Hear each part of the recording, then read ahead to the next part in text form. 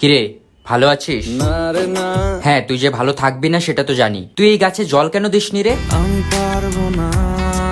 তুই যদি যত্ন করতে নাই পারবি তাহলে দায়িত্ব কেন নিয়েছিলি যত্ন করার? ভালো লাগে না যে আমার। হোয়াট? এটা কি কমেডি হচ্ছে?